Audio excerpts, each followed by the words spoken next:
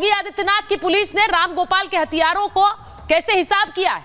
2 हत्यारे सरफराज और तालीम निर्मम हत्या करने के बाद भागने की फिराक में थे और नेपाल बॉर्डर के रास्ते ये देश छोड़ने की फिराक में थे, लेकिन योगी की पुलिस ने बॉर्डर के पास ही इनको एनकाउंटर में घायल कर दिया। देखिए उस दिन रामगोपाल को मारा था, उसकी भी तस्वीर सामने आई जब झंडा उतारते हुए उसे गोली से छलनी किया और उसके बाद निर्मम हत्या उसकी की।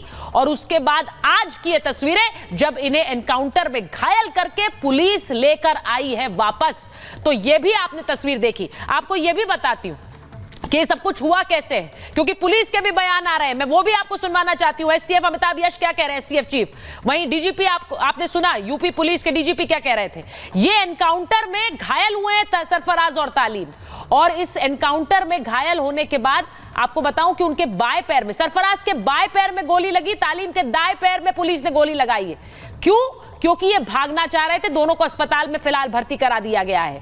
मैं आपको एक रिपोर्ट दिखाने जा रही हूं, क्योंकि इस एनकाउंटर पर सियासत भी बहुत हो रही है। अखिलेश यादव आ गए और अखिलेश यादव ने सीधे सीधे आरोप लगाया कि ये फर्जी एनकाउंटर है, ये फर्जी एनकाउंटर कराते हैं, ये कार्रवाई हुई नहीं है, ये कराई गई है। ये रिपोर्ट पहले देख लीजिए, उसके बाद सारे मेहमान जुड़ रहे हैं हमारे साथ।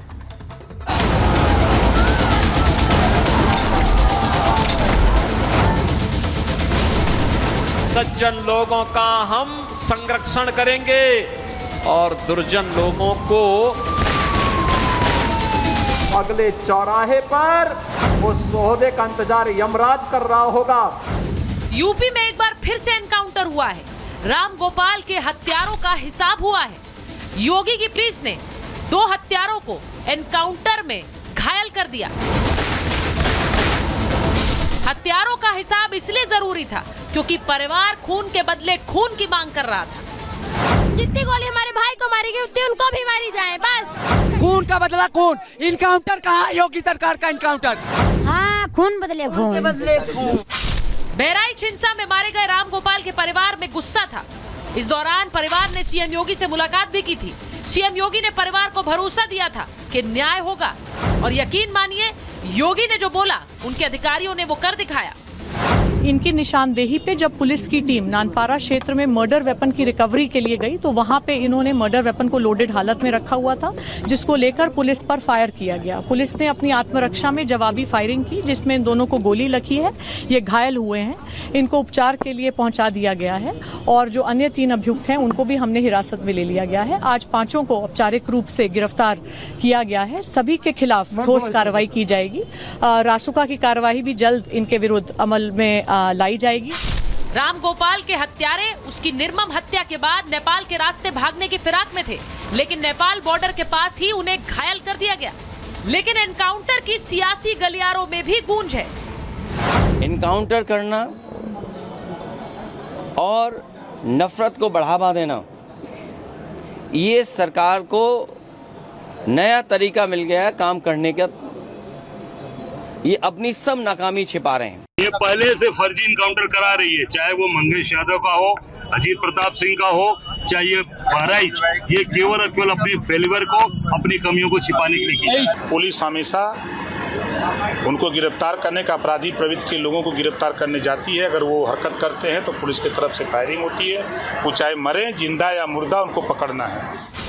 योगी के विरोधी योगी की पुलिस पर एनकाउंटर को लेकर सवाल जरूर उठा रहे हैं, लेकिन योगी आदित्यनाथ का संदेश साफ है, गुनाह करोगे तो बच नहीं पाओगे, हिसाब तो होगा। Bureau report, Republic Bharat. और बहराइच सीधे रुक करेंगे क्योंकि तस्वीरें वहां से आ रही हैं। बड़ी खबर आपको बता देती हूं, हमारे सहयोगी वैभव जुड़ रहे हैं। बहराइच हिंसा और आगजनी पर एसपी वृंदा शुक्ला का बयान आया है। वो कह रही हैं आरोपियों पर एनएसए लगेगा, यानी कि रासुका लगेगी। ये कह रही हैं रासुका के तहत कार्रवाई होगी, यानी अब क्लियर है कि जिन लोगों को पकड़ा गया है उन 5 पर अब रासुका लगेगी, उन पर लगेगी एनएसए के एक्ट के तहत ही कार्रवाई होगी। अब ये भी बिल्कुल साफ हो गया। हम वैभव के पास एक बार जा रहे हैं। वैभव, जरा बताइए वहां पर इस वक्त क्या हो रहा है? 5 को पकड़ा गया है, उनमें से 2 अस्पताल में हैं, उनकी हालत कैसी है? क्योंकि बार बार बीच में खबरें ये भी आ रही थी कि एक की मौत हो गई है। इस वक्त वहां से अपडेट क्या है? देखिए बिल्कुल सुचारिता, हम इस वक्त बहराइच के जिला अस्पताल के ठीक बाहर ही मौजूद हैं। हाँ। और सबसे पहली बात यह है कि संदेश लाउड एंड क्लियर है कि इस पूरे मामले में जो भी आरोपी हैं उन पर अब एनएसए के तहत कार्रवाई की जाएगी। अस्पताल के बाहर की तस्वीर और आपका जो सवाल है उस सवाल के जवाब में मैं दर्शकों को यही बताना चाहूंगा कि जो दो आरोपी हैं जिनके साथ मुठभेड़ हुई थी, सरफराज और तामिल, इन दोनों की स्थितियां फिलहाल जो है वो स्थिर हैं, यानी कि खतरे से बाहर हैं। क्योंकि खुद इस एनकाउंटर के बाद वृंदा शुक्ला जो एसपी बहराइच की हैं वो अस्पताल पहुंचती हैं और अस्पताल से जब वो बाहर निकलती है तो उनके हेल्थ को लेकर वो ब्रीफ करते हुए बताती है कि पहले मुठभेड़ कैसे हुई। मुठभेड़ के दौरान जिस वेपन का इस्तेमाल हत्या में किया गया था राम गोपाल की, उसी वेपन को नानपारा के उस इलाके में छिपा कर रखा गया था, जिस वेपन की बरामदगी के लिए पुलिस तामिल और सरफराज को लेकर उस स्पॉट पर जाती है। लेकिन उन लोगों ने पहले से ही उस वेपन को लोड करके रखा था। वहां पर पहुंचते ही वो सीधा फायर करने लगते हैं पुलिस पर और पुलिस आत्मरक्षा में जब गोली चलाती है।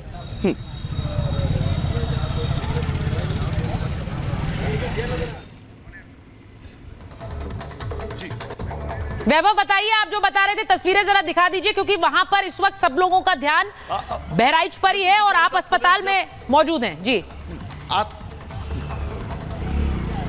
पुलिस जब आत्मरक्षा में गोली चलाती है तो दोनों लोगों के पैर में ये गोली लगती है, जिसके बाद आनंद फानन में उन सभी दोनों आरोपियों को जो है वो अस्पताल में लेकर आया जाता है। क्योंकि अब तक के इस पूरे प्रकरण में 6 जो नामजद आरोपी थे उनकी गिरफ्तारी को लेकर बड़े सवाल उठ रहे थे। और अब जब एसपी खुद ये क्लियर कर चुकी है कि उन 6 लोगों में से 5 लोगों को जो है वो अब तक गिरफ्तार किया गया है और जिनमें से सरफराज और तामिल नाम के 2 वो युवक जो इस पूरे घटनाक्रम में मुख्य रूप से शामिल थे, जिनको सबसे पहले आरोपी जो है वो बनाया गया था, उन लोगों को एनकाउंटर में जो है वो घायल किया गया है और फिलहाल अस्पताल के अंदर दोनों लोग मौजूद हैं।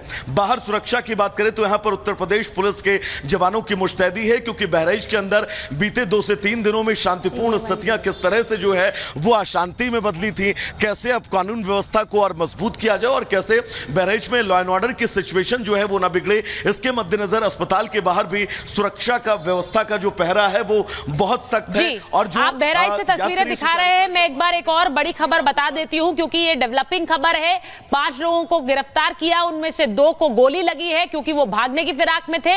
बहराइच हिंसा के आरोपियों के एनकाउंटर पर डीजीपी प्रशांत कुमार ने जो बात कही है, उन्होंने कहा है कि मुठभेड़ के बाद आरोपी सरफराज और तालीम को गिरफ्तार किया है। जवाबी फायरिंग में सरफराज और तालीम को गोली लगी है।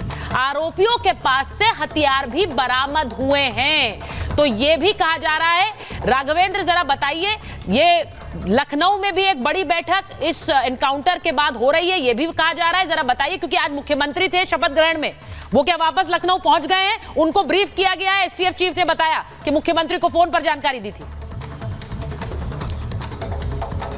बिल्कुल, मुख्यमंत्री योगी आदित्यनाथ हरियाणा में भारतीय जनता पार्टी की जो सरकार बनी है उस शपथ ग्रहण समारोह में थे, लेकिन उत्तर प्रदेश में कुछ और हो रहा था। यहां पर जो यूपी एसटीएफ है, जो एटीएस है, उत्तर प्रदेश की पुलिस है, जिसकी जिम्मेदारी मुख्यमंत्री योगी आदित्यनाथ ने दिया था कि सख्त कार्रवाई हो, चूंकि वो पीड़ित परिवार के आंसू गिरे हैं मेरे सामने, उसको न्याय मिलना चाहिए। उसने न्याय में कुछ नहीं मांगा था, सिर्फ और सिर्फ बदला मांगा था।